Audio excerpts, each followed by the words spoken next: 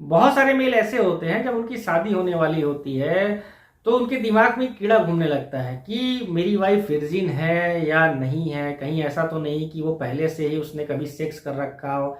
इसके लिए वो अपने दोस्तों से सलाह लेते हैं, बहुत सारे यूट्यूब चैनल्स देखते हैं कि कैसे पता करें कि मेरी होने वाली वाइफ वर्जिन है या नहीं है।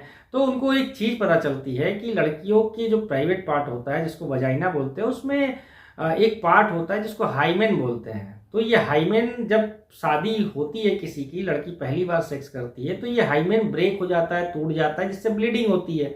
ब्लीडिंग हो गई तो पता चल गया कि लड़की वर्जिन है। नहीं अगर ब्लीडिंग हो रही तो लड़की ने पहले से किया कराया है। यही दिमाग जो है 90% से ज़्यादा लोगों के दिमाग में चलता रहता है। लेकिन एक चीज़ मैं आपको बता देना चाहता हूँ, आप ब्लीडिंग हो रही है या नहीं हो रही है इससे आप कभी भी पता नहीं लगा सकते कि लड़की वर्जिन है या नहीं है। हाइमेन फीमेल के प्राइवेट पार्ट का एक हिस्सा होता है। कई बार बहुत सारी फीमेल्स ऐसी होती हैं कि उनका बचपन से ही हाइमेन नहीं होता है।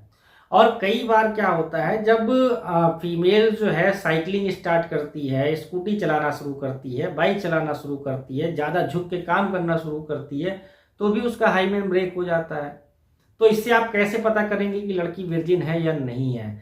कई बार तो हाइमेन इतना मजबूत होता है कि वो फर्स्ट नाइट को भी नहीं टूटता।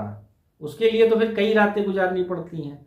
तो ब्लीडिंग हो रही है नहीं हो रही इससे आप कभी भी पता नहीं कर सकते कि लड़की वर्जिन है या नहीं है। तो इस चीज को अपने दिमाग से बिल्कुल निकाल दीजिए। दूसरा, इसको पता करने का केवल दो तरीका है। क्या तरीका है? पहला कि आप लड़की से खुद पूछ लीजिए कि लड़की वर्जिन है या नहीं है। अगर उसने बता दिया आपको तो बहुत अच्छी बात है, नहीं बताया तो आप पता भी नहीं कर सकते।